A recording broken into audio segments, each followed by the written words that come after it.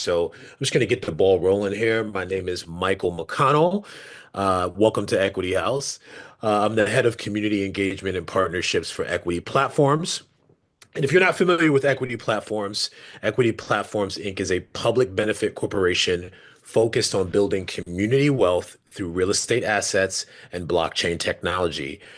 The company was created to make real estate ownership and rental income more accessible for those who have been historically marginalized by providing an opportunity for investors to collectively invest in real estate. And we also are building some really amazing real estate tech software that we'll have our founder talk to you about a little later on in the program. But our topic today is smart contracts, AI, and tokenization, and this is the Future of Business Roundtable. So, EquityHaus, this platform, was started as a means to connect financially conscious people looking to learn, connect, and build. And EquityHaus also serves as the private community for our Equity Coin token holders. And we'll be expanding and opening our doors to membership very soon. And I'll explain that a little later in the program. But we have some really dope people with us today, and I'm really excited about it. Let's get to it. So, first up, who I want to introduce, and Keenan, are you on? He is coming on right now, actually. Okay. Yeah. While he comes on, I'll move to the next guest. But Erican, and I'm gonna have you pronounce your last name so I don't butcher it and don't do it don't do it a disservice here. But Erican is reimagining the next 100 years of emerging economies through her global venture firm Audacity Assets. So Erican is the founder of Audacity Assets and just hyper intelligent woman. I read up all about you. But Erica, can you please pronounce your full name just for the audience so we get it right? Amazing. Thank you so much for that. I appreciate it. It is Erican Obo Tetu Kudo. It sounds how it looks. I love And it's from Nigeria. Thanks for having me. I am super thrilled to be here. Yay. yeah. And we're going to get back to you in 1 second because I want to give everybody about 2 minutes to just introduce themselves and their business. The next person I want to introduce is a friend of, geez, probably known this guy about 15 years, and now we are business partners and just an amazing individual. So he is a veteran engineering manager and the CTO actually of Equity Platforms. He's worked with everybody from Venmo to PayPal. He'll explain that in a little bit. But let's welcome Akil Ash. Hey, Akil. Hey, how's it going, everybody? It's really great to be here today. My Yep, name is, yep. I'm co-founder and CTO of Equity Share, Equity Platforms. I spent the best part of the last 19 years in engineering leadership, really driving engineering and strategic initiatives for pretty large companies, including PayPal, Venmo, Huffington Post, Starbucks, and Smartsheet, where I've held leadership roles and drove revenue incrementality for their products. Again, really excited to be here. Yep, that's for now. And since we're a little behind, I'll cap it there. No, I appreciate that. And we're working a little bit backwards here, but thank you so much for that introduction. And Eric, since we're doing intros now, and I should have just started off like that, but can you give a little bit more background on yourself and Audacity Assets? Awesome. Yeah. So, hello, everybody. Audacity started in Los Angeles. It is headquartered in Los Angeles in 2021. Our first investment fund was a blockchain enabled fund. So we actually leveraged blockchain and crypto to facilitate the fund while also investing in Black led crypto companies or blockchain enabled companies around the world. And we're now working on our next fund, which we're really excited about. That this is news to everybody here, but that is actually going to have a significant impact on the city of Los Angeles, considering all of the devastation that, of course, most of us are privy to. We're really excited to build a financial vehicle that can really invest in the future of Los Angeles and integrating AI and blockchain and all those great things. But what I love about Audacity, what makes me excited every day is that we want to invest in companies that we can help scale to $100 million in annual recurring revenue. And I have experience building companies to that degree. And we have a army of amazing executives and C-suite from large companies who've scaled companies from 0 to 1 billion in revenue, or a few million to multiple billion. We have people on our team who currently manage trillions of dollars in assets under management. And so just really thrilled and grateful to be here, and excited to, as you all shared. Thank you, Michael, for sharing. Our vision and our mission is to build the next 100 years, and we know that it shouldn't look how it looks today. And the world order is really suggesting that it's time for something new. So if you're an entrepreneur listening today, congratulations, and let's see what we can do together. I'm over here snapping my fingers like it's a poetry slam. That was amazing. That was a mouthful, and that was just exactly what I think everybody wants to hear right now.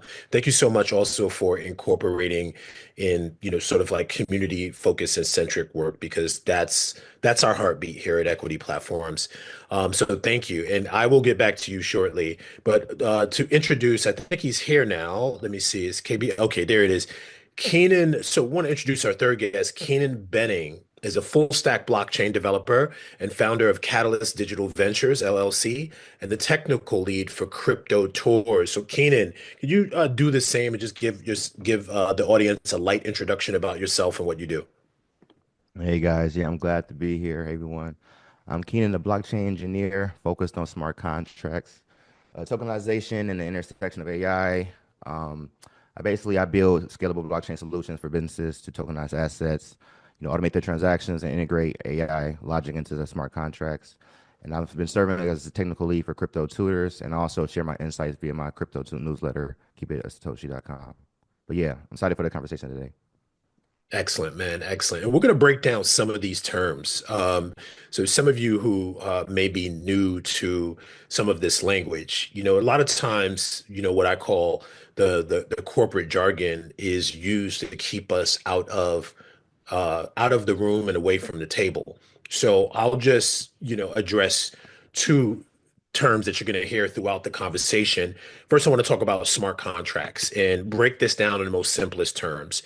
So a smart contract is like a digital agreement that automatically does what it's supposed to do without needing a middleman, like a bank. It runs on a blockchain and follows preset rules. So when the conditions are met, like paying for a service, it completes the transaction on its own.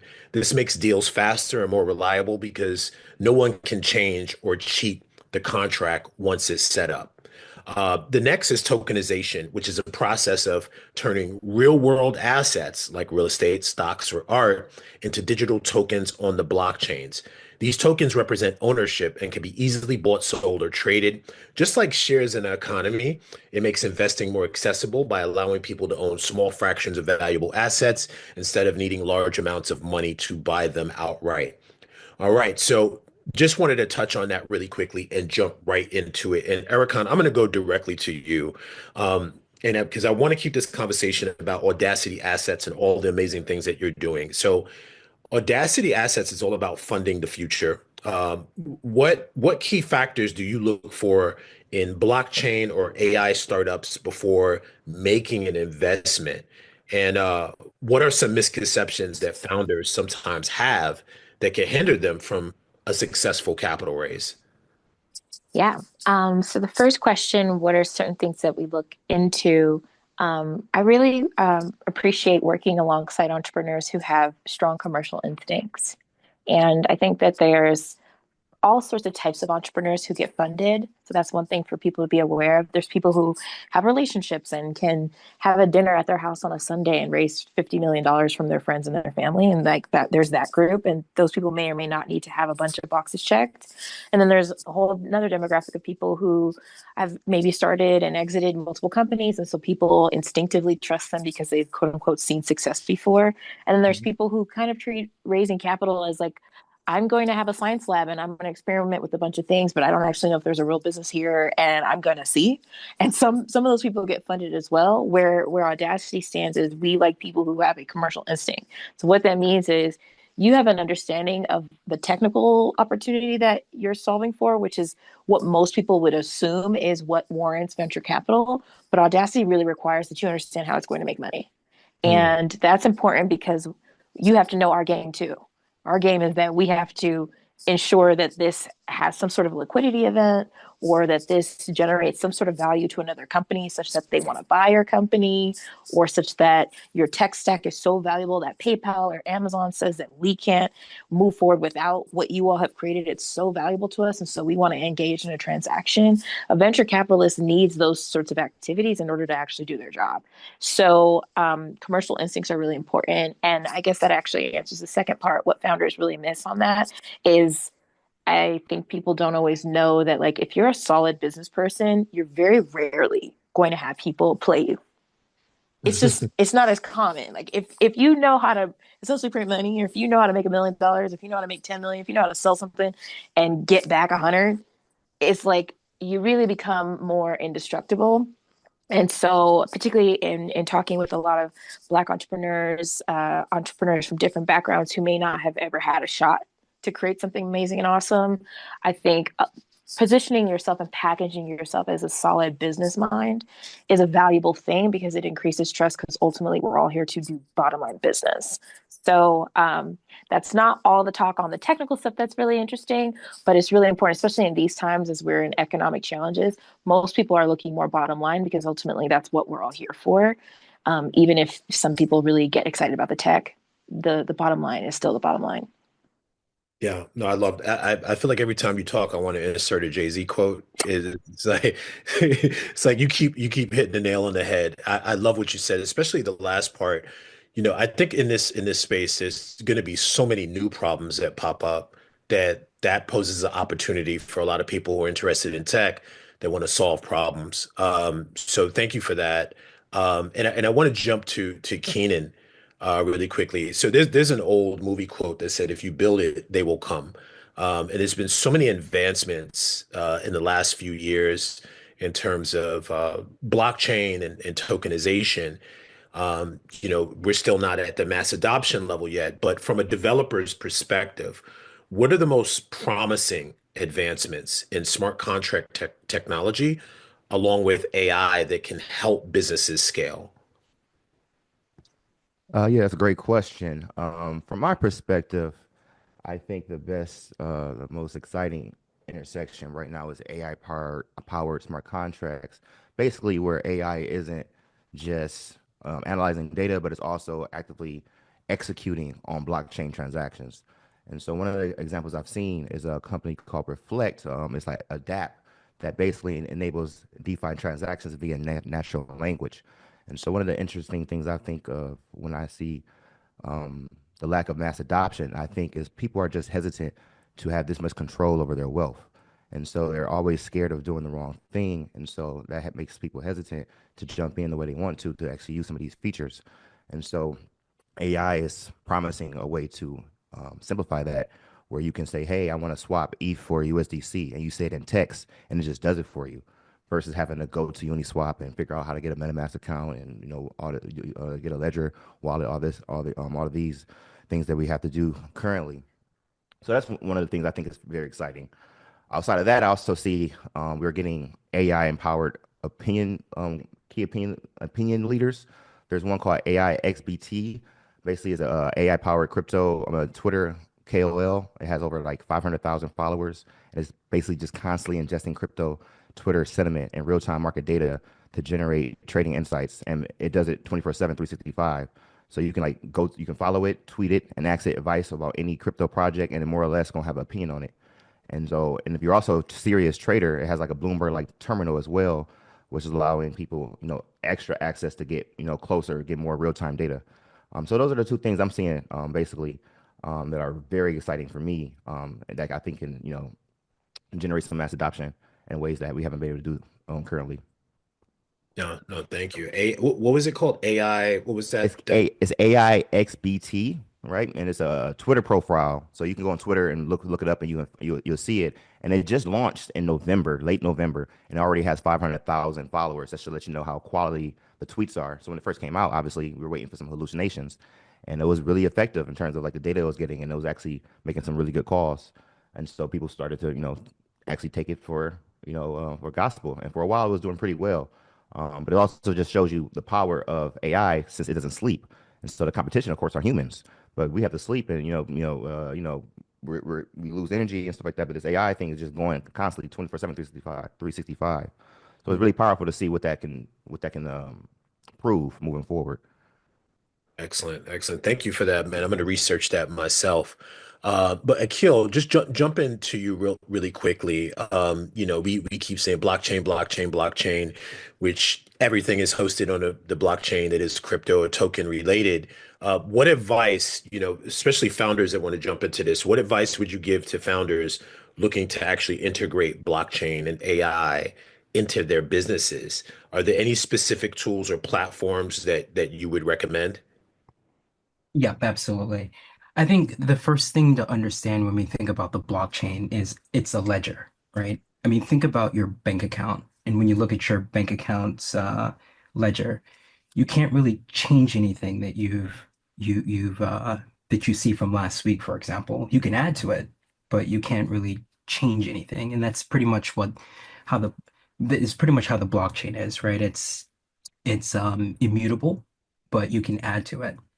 So I think the first thing to think about when I think about small businesses integrating with blockchain is to approach it from, uh, what's the business use case and what's the problem first before the technology. We see a lot of like supply chain companies, for example, that are leveraging the blockchain to eliminate waste, for example, in the supply chain. The way that we are using blockchain is we're using blockchain in a way that we can facilitate raising capital for community developers.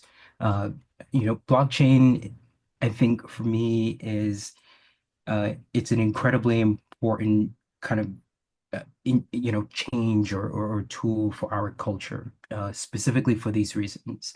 One is for disintermediation, which is basically a fancy way of saying kind of removing intermediates. When you think about getting a bank loan, normally you'd have to go through a whole process, and then, after maybe a couple weeks, you'd have a loan officer tell you, hey, you don't match. We couldn't approve you because of a variety of reasons, right? With the blockchain, everything is visible. It's all transparent. All you got to do is go to etherscan.io.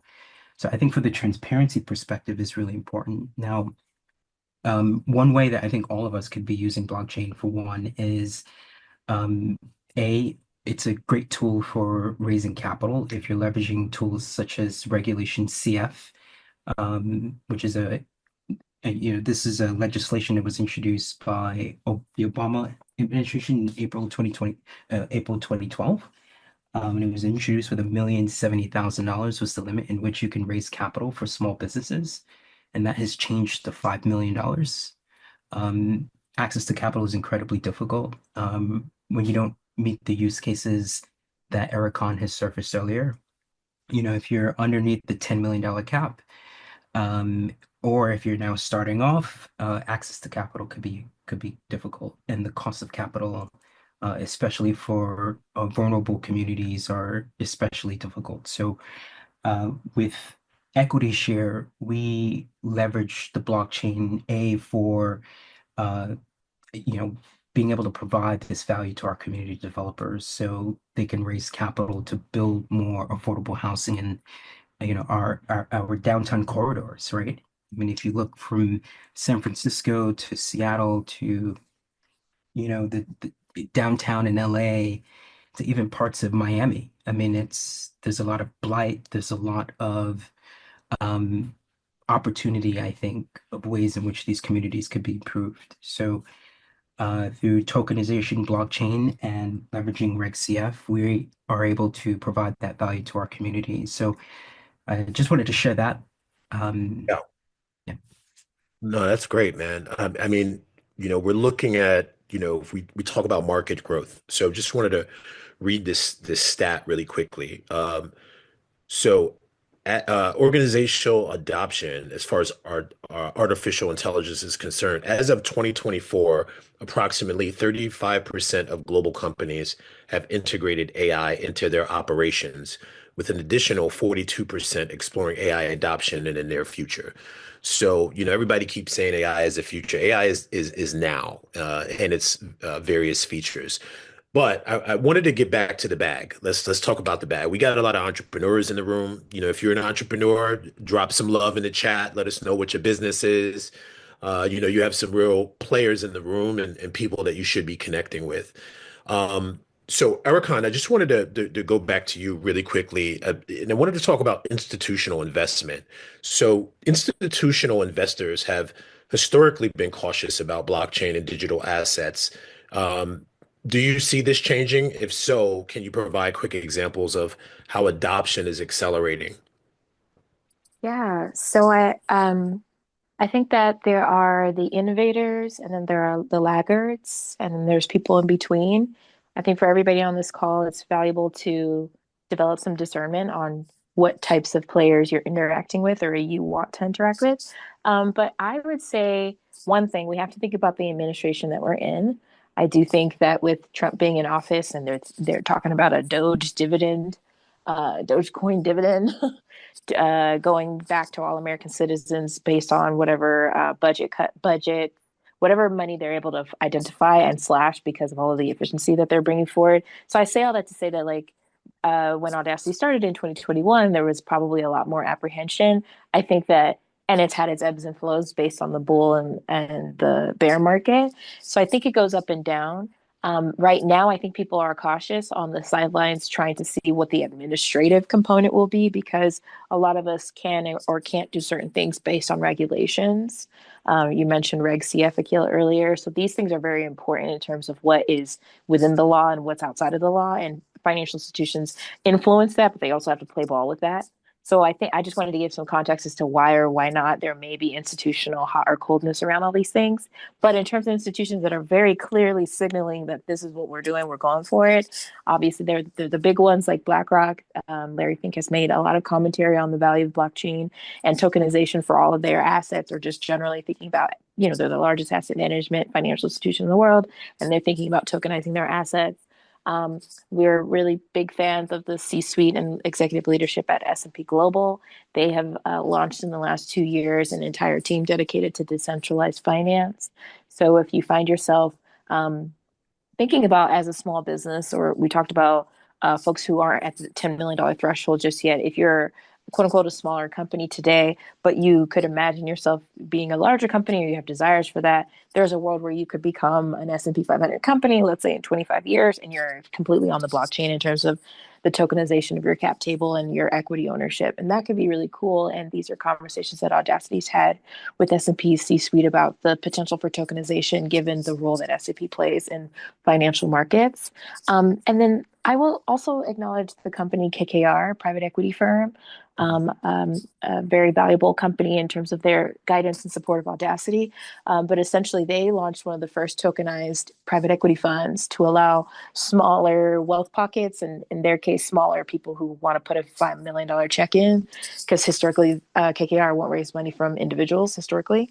But they created a fund that was partially tokenized so that people who have 10 million could come in. I think Equity Platforms is obviously doing something like that for in a community-centric way, but also smaller business or smaller volume size, presumably. I don't know if you all are doing $100 million transactions right now, but presumably, I just acknowledge that these are all there's tiers to adoption and also tiers of institutions and the tiers at which they are willing to play ball with this new technology. So I like for people to know that most institutions that are coming on board are doing pilots and tests. So I think that that's valuable to just remember to think about things as you're evaluating the news and stuff. Thank you so much. I appreciate that insight, and I'm definitely checking out if you can, I would love the KKR. Was it called? Yeah, Yeah. KKR. What should I send a link or drop a link where they Yeah, announce if you could that? drop a link in the chat, I'm pretty sure we have some curious people thank you for Okay. that. Very informative. And we, we champion dropping links to anything that you guys think our listeners can gain value from. Like I said, guys, these guests are just a wealth of knowledge. So thank you so much, Erican. And we're going to move to Keenan really quickly and stay sort of on tokenization. So I got to give a shout out, a big shout out to one of our clients here and Equity family members, Christopher Pitt, who has the PTX O token, the PTXO token that he just created on our platform on Equity Share. And he's a great example of somebody who's taken a traditional business like a real estate development company and tokenized it. And we'll get into that a little bit later when we bring Vernon to the stage to say his piece. But Keenan, for people who have, let's say, traditional businesses and they're thinking about tokenizing, what are some of the most relevant technical challenges and concerns that startups need to overcome when integrating tokenization into their business strategies? Yeah, that's a great question. And honestly, at this point, from my perspective, I do believe that most of the technical challenges have been solved. If anything, the last hurdle is really just the streamlining the process of getting money on chain and off chain easily, which of course is more of a political or regulatory issue than technical. I base that on Trump coin because if you look at Trump coin, the entire world was flooded on the Solana all at once.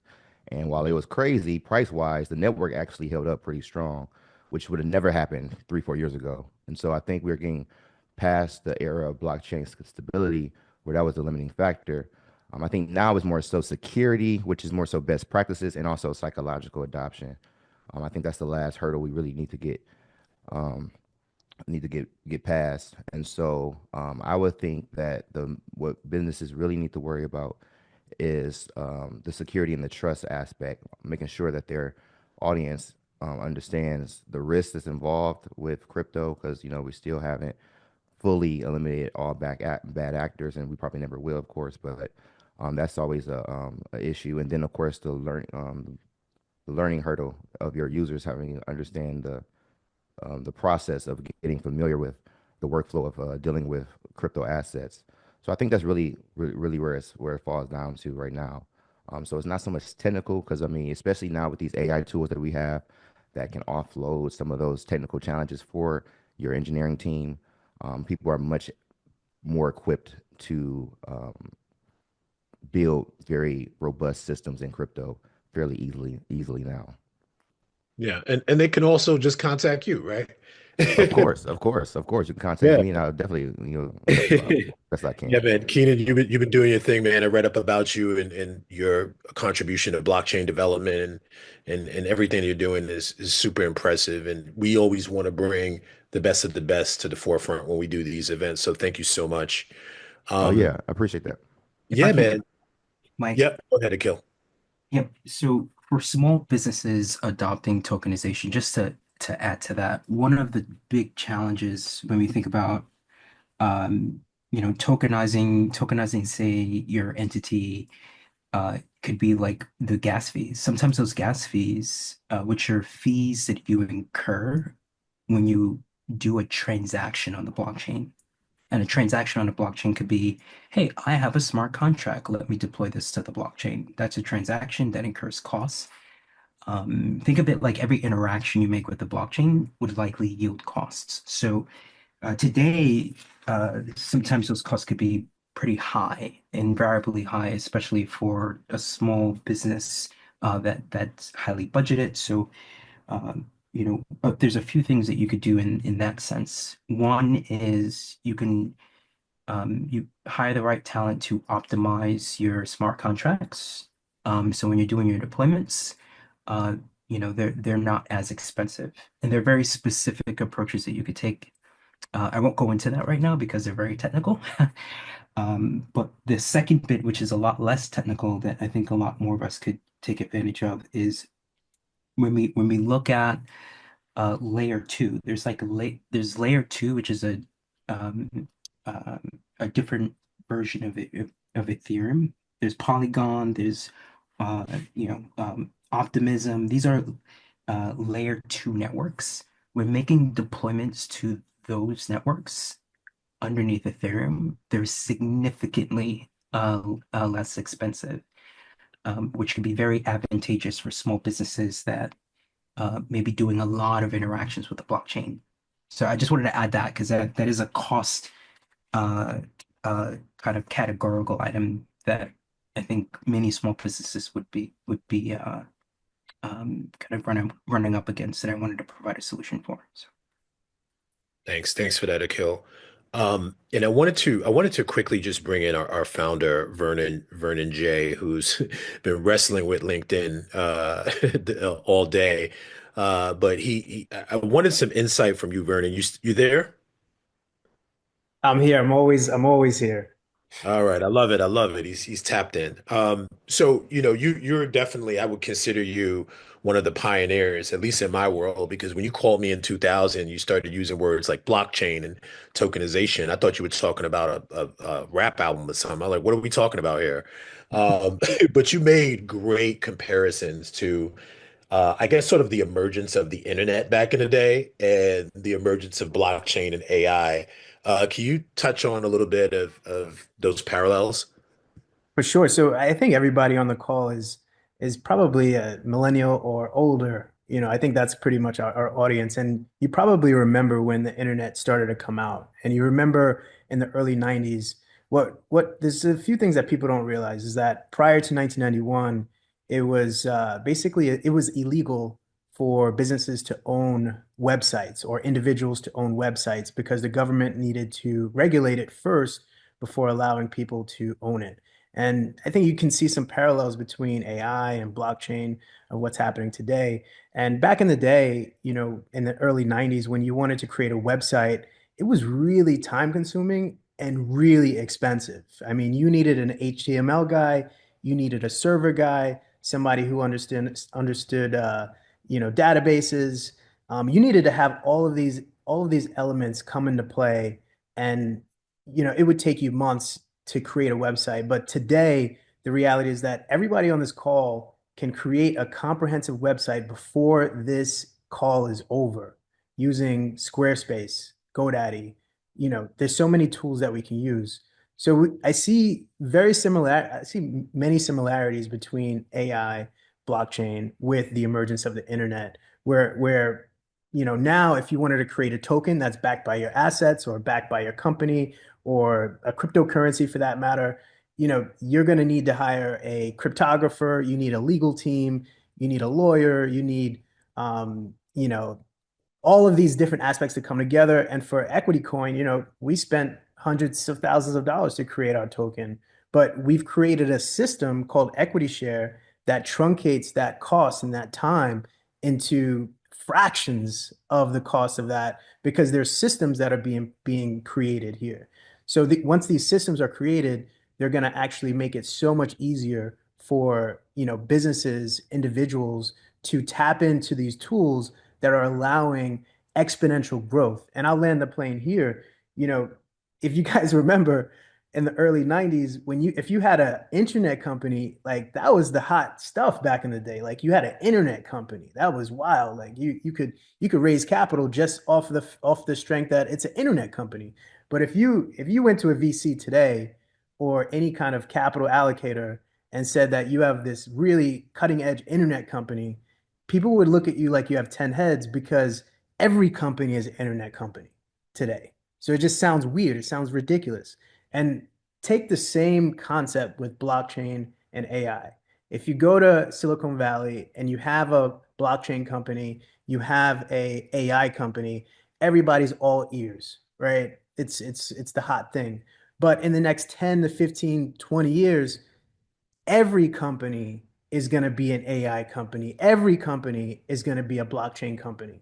So if you were able to actually tap into the internet back in the early 90s and you didn't have that I guess opposing view, if you were able to tap into that over time, you can really create value beyond measure.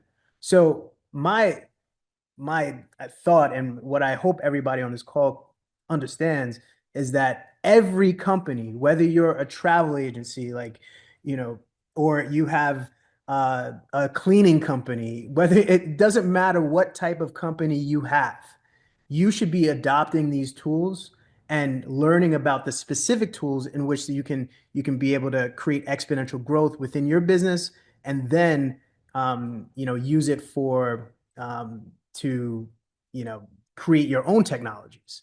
So I'll land it there, but there's so much parallel between the emergence of the internet and emergence of blockchain and AI, and I hope everybody taps in. Thank you, man. Thank you. Appreciate that. And that's Vernon J., founder of Equity Platforms, business partner and longtime friend, and who put me on, to everything that we're discussing today, from smart contracts, tokenization, and overall AI. So we are going to, in about another 7 minutes or so, we're going to open up questions for the audience. But before that, I had a question for Ericon. Um, if you had to place a bet on one emerging trend in blockchain or AI, what would it be? Blockchain and AI solutions for the government. Can you repeat that one more time? Um, Essentially government solutions. So providing solutions for the United States government or state governments or city governments or county governments because they're the most archaic but the most lucrative customer in the world. Hmm. Interesting. I think we are watching a lot unfold right now, and I think they're definitely going to need the help. So thank you. I appreciate that. All of us are sort of watching the news cycles every day and just trying to figure out, as entrepreneurs, that a lot of us on this call are entrepreneurs, what problems can we solve, right? I think we have a lot of actionists on this call today. We're just trying to figure out, one, how we can tie it to community, and of course tie it to making money, and building, generational wealth.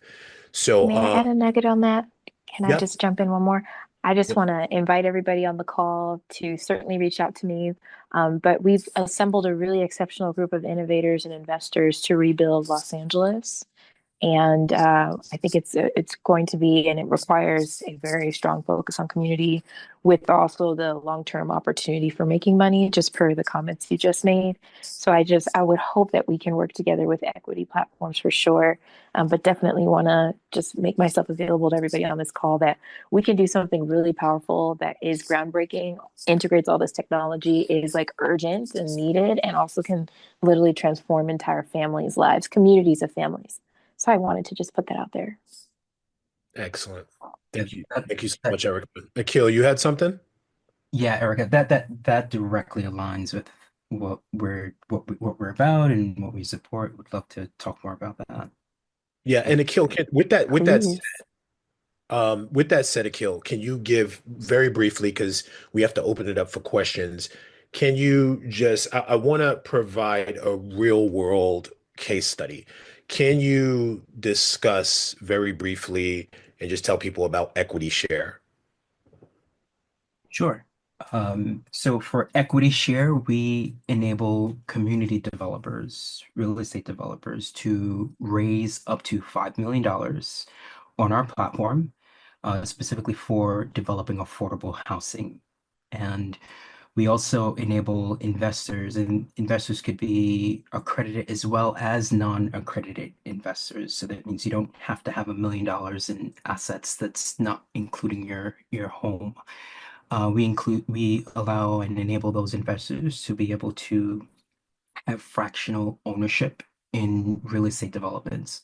So it's very, very exciting time right now. We have one of our first customers, Chris Pitt, is also on the call, and we're on a journey in tokenizing his assets and surfacing on our platform. But yeah, if for everybody, I'm going to drop the EquityShare.ai link in the chat. If you can, at the very bottom of the website, add your email to our email list. We're very close to finishing the next version. It's a groundbreaking version of the new Equity Share website and platform, and we would love to include all of you into our beta testing program to give us feedback. So It's I'll awesome. share it right now. I'd like to add something really quickly, only a second, but you know, with AI, with blockchain, I think what we're seeing is the emergence of the sharing equity economy. And I like to think about the sharing equity economy 1.0 with Uber, Airbnb, Toro. And these are companies that have democratized your home, your car, and allowed you to create value through those. And I think, they've gone up against some of the largest organizations, largest lobbyists, some of the countries that have really fought against them because they've been fighting against monopolies, right? So big hotel lobbyists, they're able to control the cost of your hotel stay because they don't have any competition. The taxi medallions in New York City, if you guys remember that, they were able to control how much the cost to use a taxi was. But with these companies that are coming in and tapping into the sharing equity economy, they're disrupting the oligarchs, and the monopolies. And what we think of as a sharing equity economy 2.0 is with the disruption of banks, and that's through blockchain, AI. And what we're looking to do with Equity Share is be able to provide alternative options for community developers to raise capital so that the bank is not the end all be all. Because in communities of color and underserved communities, it's exponentially harder for banks to get lending from banks. I mean, redlining is very real today. And redlining, if for anybody who doesn't know that, is when banks have kind of taken chunks of the city, of different cities around the country, and said, we're not lending in these communities. And what that does is it stifles development, which in turn, creates blight within communities. So I'll land it here. There's two things, major things that I've seen in my 20 years in the real estate space, and I've done a little bit over 200 million in transactions. So I've been around the block, but I've seen where I try to bring my private clients and my family offices to build affordable housing. And I've tried it time and time again. And we get to a certain point and the deals don't pencil because the banks are not willing to provide the capital that's required for it. The second thing that I've seen is that in communities of color and underserved communities, there's only small amount of institutional players and big family offices and big companies that own the majority of those assets.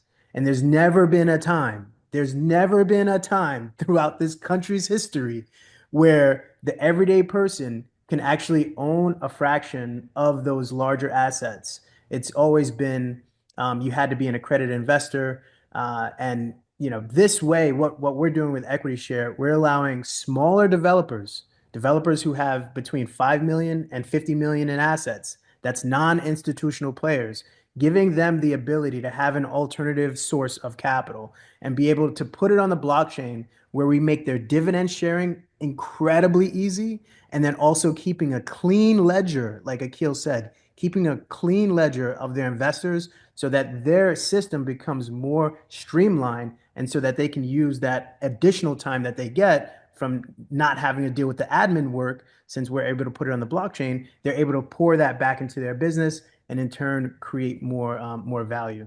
So I just wanted to land that there in regards to uh, the value of blockchain and AI.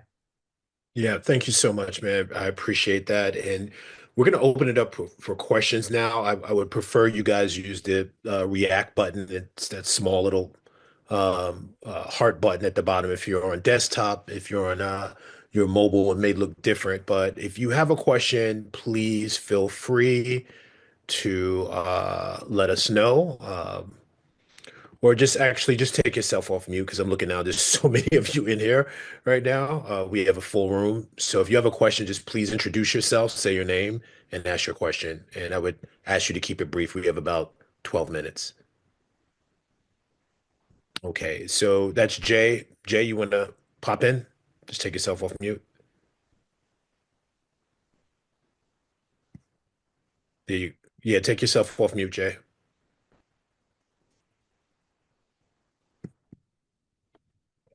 still don't have you. All right, let me see who else we have.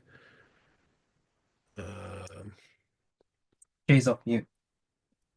Is he off mute? Can't hear him. Can you guys hear him? Jay, you're off mute. Yeah, I think you just got some issues with your audio. That's actually Quasi. Oh, Hello? Um, yeah, Hello? they, Oh, I got you. okay. Okay. I think I realized what happened. We had probably a technical issue on our side, so I'm showing up as Jay and maybe he's showing up as me. But anyway, I know we're short on time, so I'll just get right to it. My name is Quasi. I have a question really specifically for Ericon and Keenan, but I want to say first off, thank you to all the panelists, Akil, Vernon, obviously. Eric Kahn and Keenan, very, very fluid, very comprehensive, valuable information. Thank you very much for sharing your time with all of us today. My question specifically for the both of you is on a day-to-day level in your personal workflow, how have you been leveraging AI and blockchain tools to essentially enhance or increase your productivity and truncate time? How has this created a measurable impact on your lives, considering that you both work in this space? I'm just curious to know, what tools you may be using or just, workflow hacks that you have seen that have just made you a more effective operator in your day to day. Kina, you want to go first? Sure. Well, since I'm a software engineer, it's pretty undeniable how AI has changed our industry completely. And so originally when ChatGPT came out, of course, we realized we can like, feed it code and it would produce code. But since then, there's been tools that build on top of these models. Something called Cursor has came out since last summer, where it's an IDE, which is a tool software engineers use to develop software that basically sits and looks at your code base and suggests what you should do next to, develop the code. And so it has like, I mean, 20, 30x our productivity in terms of the time we can build apps and build, robust engineering apps. And for the longest, it was just on the front end. So that's like the items that you see, but it couldn't work on the back end, which is actually the data moving back and forth. But in the last, month, it has, 10x its efficiency there, which is, invaluable for me. So now when anyone asks me to deliver an MVP, I can deliver an MVP, in the weekend, which would have took me maybe a month beforehand, if I'm like completely focused on it. So it's been invaluable from that perspective.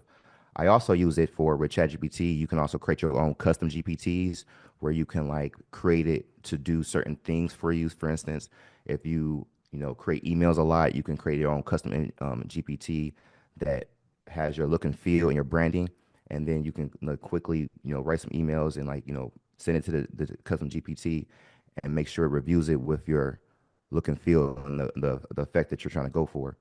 And I also use it for trading. And so I have a trading framework and I use it to, whenever I'm browsing ideas off of it, I would say, hey, I'm looking to short this along this. And it would give me my checklist that I put into it to make sure I'm following my framework. So there's many ways it has changed my life, more so like just efficiency and also adhering to my frameworks that I set, if that helps. That's awesome. I could use your help on the email one. So I might ask for Oh some yeah, insight there. I don't email no more at all. Such a blessing. That's awesome. Okay, cool. So I am really excited about the way that I/Audacity has used crypto and blockchain from the onset. And so my family's from Nigeria. So we send money back home to Nigeria often. And I also have a lot of portfolio companies that are based all over Africa. So we were able to essentially have our first fund be both in fiat, which is our usual currencies around the world, so the US dollar or the euro, but also leveraging blockchain. And I believe one of our investors, one of our LPs is on the call, Diane. Diane, I don't remember, but I think you might have actually sent us crypto as your investment into our fund. But shout out to Diane. We're super grateful for her as a collaborator and partner. But in my day to day, I use stable coins, USDC specifically, to move money across borders without having to deal with the actual limitation of the borders, which really just means one bank in one country and another bank in another country choosing not to work with each other, which is generally the plight of global financial services, or global banking. Another thing that you could possibly say is that the West doesn't like to bank or do banking interactions or transactions with Africa because of the presumed notion that we're fraudulent and scammers. So I get to like not have to deal with any of that by just using USDC based stablecoin based payments into the wallets of portfolio companies and increasingly to family members. So that's really awesome and cool. Um, and transparently, Keenan, I appreciate your perspective on trading and things. My take on generally the use case of crypto and blockchain is actually like the internationalness of it. Because the United States has such a long-standing financial infrastructure. I mean, it's been building for 400 years, but you could go to a place like Nigeria or Philippines or Peru, and they don't have 400 years of banking infrastructure. So there's just a lot less stuff. And so this stuff kind of creates a standardized infrastructure that one can leverage. And on the AI side, I'm increasingly trying to learn and integrate more things on my day to day and also on the business front. But I really like Fireflies. And that's a solution for recording and note taking when you're having meetings and sending summaries and really pulling out every single action item, every question, et cetera, that's brought forward. That's been really meaningful, especially as we do work with trying to rebuild Los Angeles. We're on calls with like 20 people. And so the ability to summarize and give everybody their next steps is fantastic because you don't need an EA. And I also don't have to keep track of everything. So I love that. And the last thing I'll say is I'm really enjoying all the different ways that I can, Audacity or myself personally, can pitch AI-enabled solutions to different government agencies because they spend a lot of money because they don't have a lot of technical literacy. So I really encourage people, if they haven't thought about doing business with the government, to really entertain that.